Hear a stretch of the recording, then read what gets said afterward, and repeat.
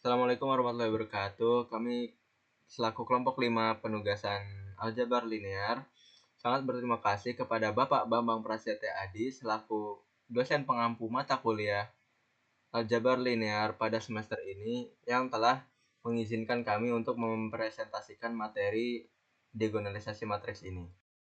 Sebelum kita masuk ke materi, saya selaku perwakilan anggota kelompok 5 izin memperkenalkan nama-nama anggota kelompok 5. Yang pertama ada Alif Zulfan, yaitu saya sendiri.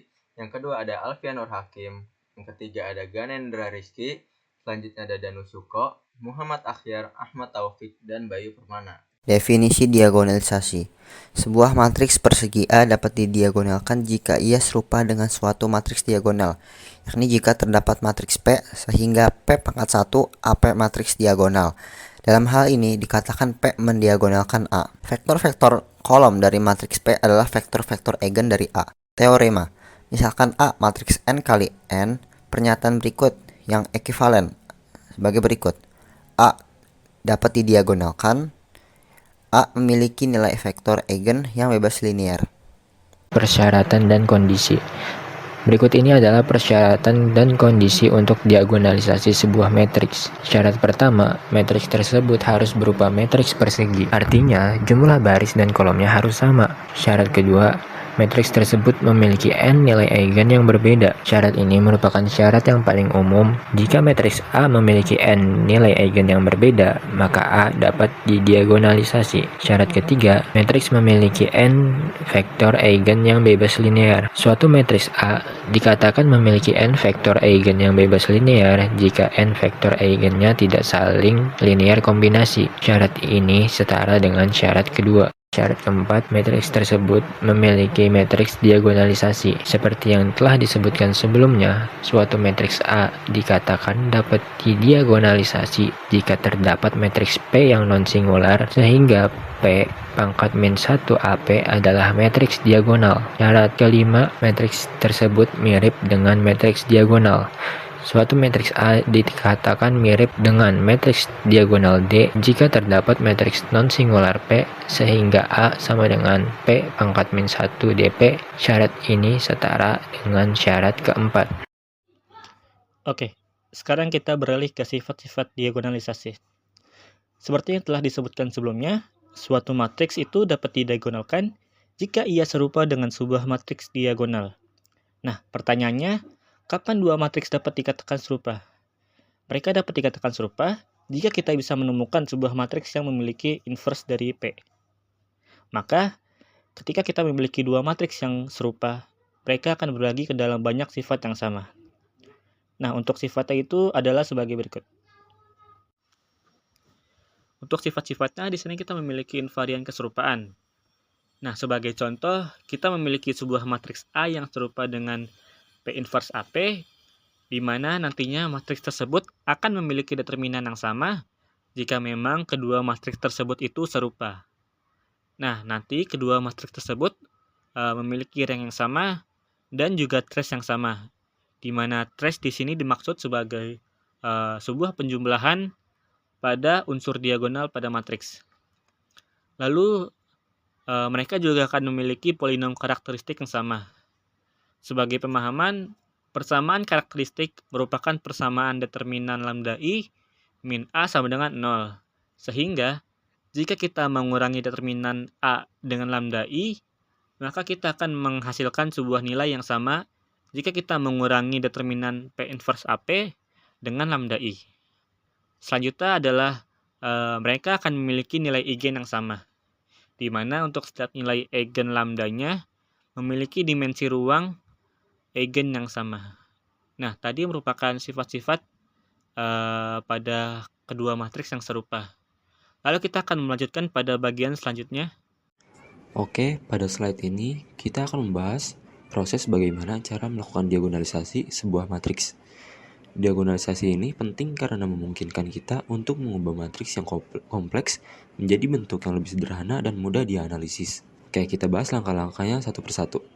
Yang pertama, menentukan nilai eigen. Langkah pertama dalam proses diagonalisasi ini adalah menentukan nilai eigen dari matriks A.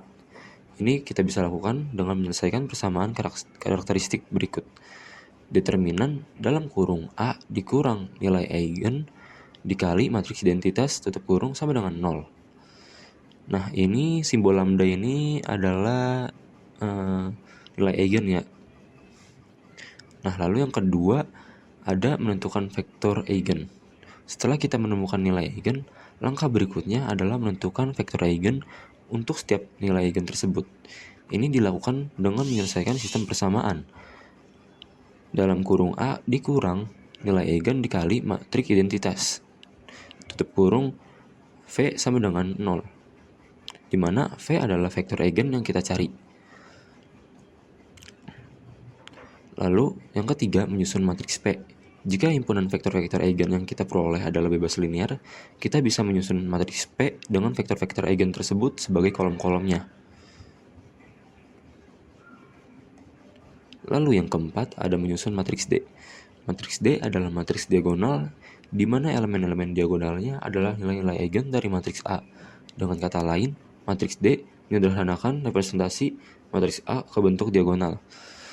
Sebagai langkah terakhir, untuk memastikan bahwa proses diagonalisasi yang kita lakukan telah benar, kita harus memverifikasi bahwa A sama dengan P dikali D dikali P inverse. Ini berarti matriks A dapat direkonstruksi dengan menggunakan matriks P, matriks D, dan inverse dari matriks P. Dengan demikian, kita telah menyelesaikan proses diagonalisasi matriks A. Oke, berikutnya adalah cara menghitung dan implementasi proses yang tadi sudah dijelaskan pada sebuah soal. Di sini diberikan matriks A berorder 3 kali 3 yang bernilai 0, 0, min 2, 1, 2, 1, 1, 0, 3. Lalu di sini pertanyaannya adalah carilah matriks P yang mendiagonalkan. Pertama-tama kita harus mencari nilai eigen. Rumus dari mencari nilai eigen yaitu determinan matriks A dikurang lambda dikali dengan matriks identitas sama dengan 0. Kenapa di sini lambda itu dikali matriks identitas? Karena pada dasarnya lambda itu adalah sebuah skalar. Dan skalar itu tidak bisa langsung dikurangkan dengan matriks. Oleh karena kita mengalih dengan matriks identitas supaya bisa dikurangkan. Lalu dihasilkan di sini min lambda 0, min 2, 1, 2 min lambda 1, 1, 0, 3 min lambda. Setelah itu kita mencari determinannya menggunakan ekspansi kofaktor. Nah, di sini saya menggunakan kolom kedua supaya lebih mempermudah kita dalam menghitung. Karena di sini nolnya ada 2, jadi lebih mudah dalam menghitung.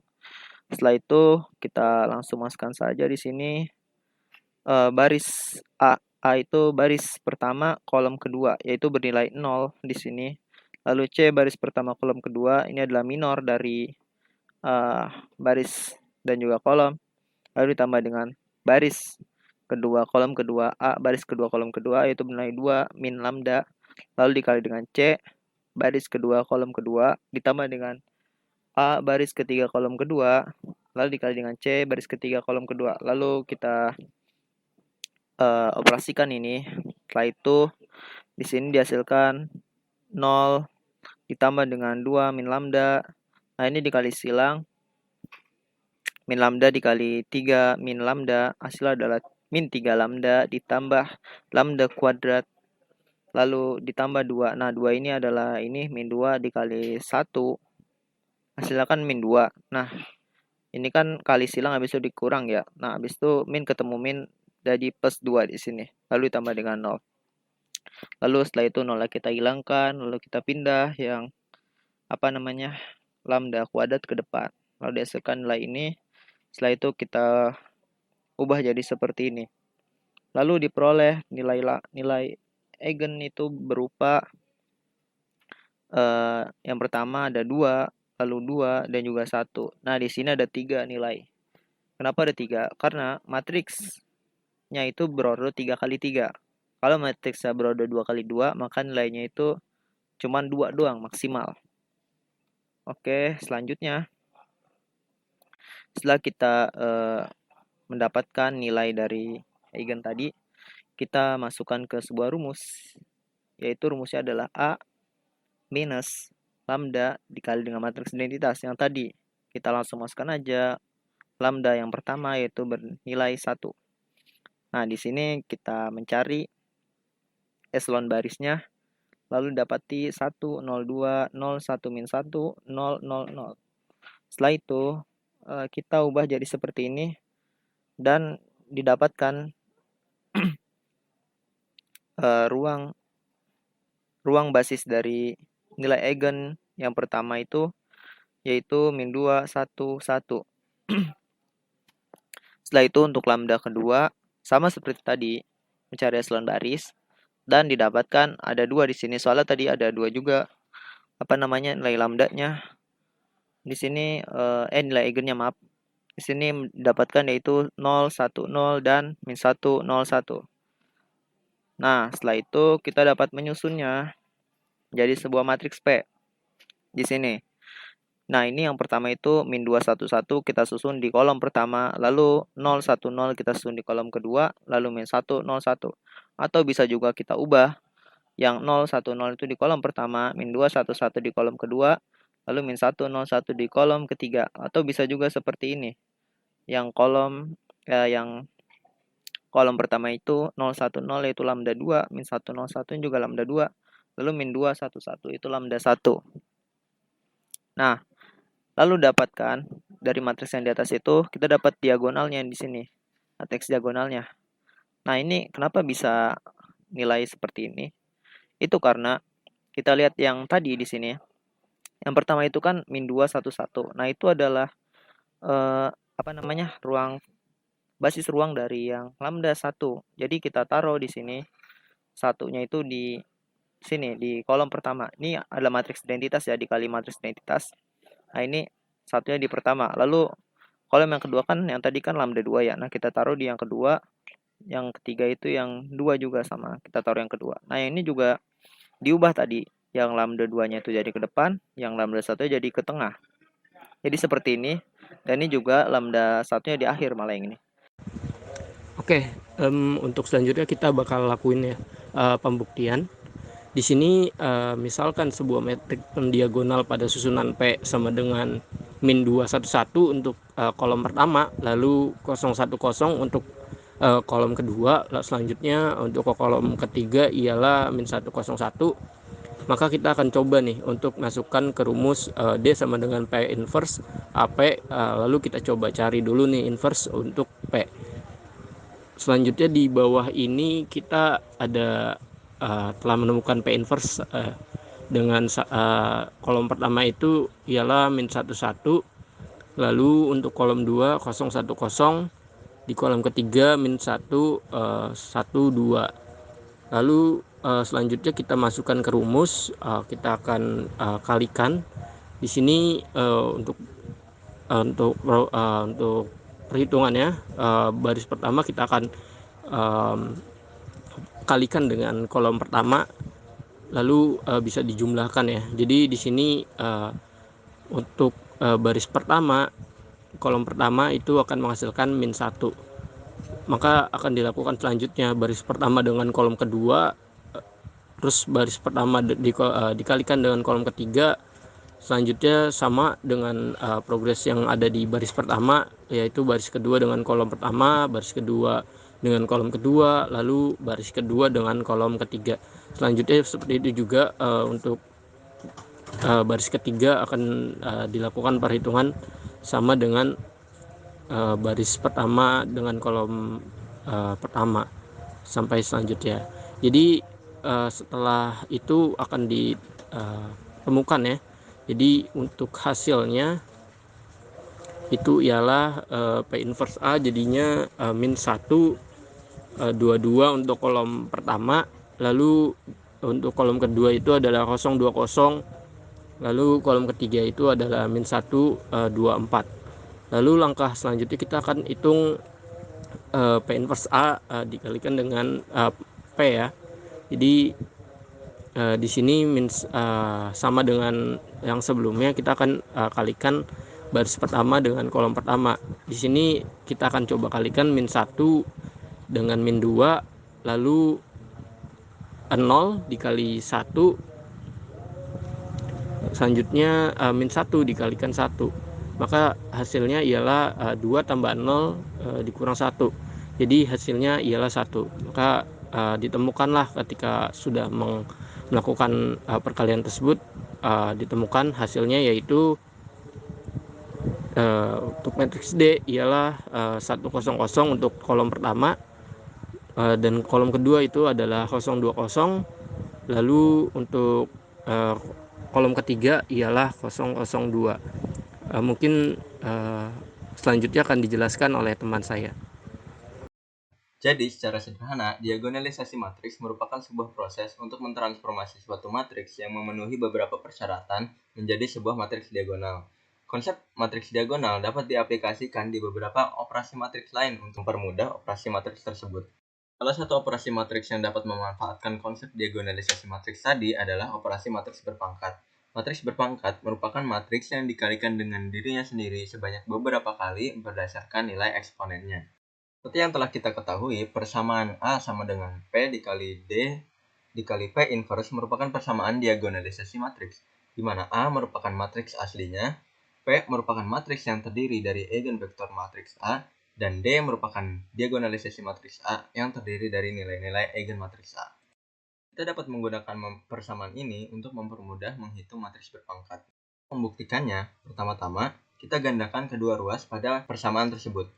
Dari persamaan tersebut, terdapat matriks P inverse yang dikalikan dengan matriks P, yang mana perkalian tersebut menghasilkan sebuah matriks identitas. Matriks identitas tersebut tidak mengubah nilai suatu matriks jika dikalikan, sehingga dapat kita hilangkan. Selanjutnya, dari persamaan ini kita dapat menyederhanakan A dan D menjadi kuadrat. Dan beginilah persamaan hasilnya. Persamaan ini dapat mempermudah kita untuk menyelesaikan permasalahan matriks berpangkat. Sebagai contoh, kita akan menggunakan matriks A yang berordo 3x3 yang terdiri dari bilangan 0, 0, min 2, 1, 2, 1, 1, 0, 3. Dapat dilihat di layar bahwa mengoperasikan matriks A kuadrat mengharuskan kita untuk menghitung semua ruasnya satu persatu. Namun, jika kita menggunakan diagonalisasi terlebih dahulu, setiap elemen yang ada pada matriks diagonalisasi kuadrat dari matriks A hanyalah kuadrat dari setiap nilai yang terdapat di dalamnya. Jika kita beranjak ke matriks yang memiliki pangkat dengan nilai yang besar, seperti 100, tentu saja manusia pada umumnya akan kewalahan untuk menghitungnya. Maka dari itu, diagonalisasi matriks dapat membantu kita untuk menghitung permasalahan tersebut dengan jauh lebih mudah. Dan seperti inilah persamaan untuk menghitung matriks pangkat dengan diagonalisasi matriks, yaitu A pangkat N sama dengan P dikali D pangkat N dikali P inverse. Cukup sekian materi diagonalisasi matriks yang dapat kami sampaikan pada sesi kali ini. Apabila terdapat kekurangan yang dari kami mohon maaf yang sebesar-besarnya. Kami pamit undur diri. Assalamualaikum warahmatullahi wabarakatuh.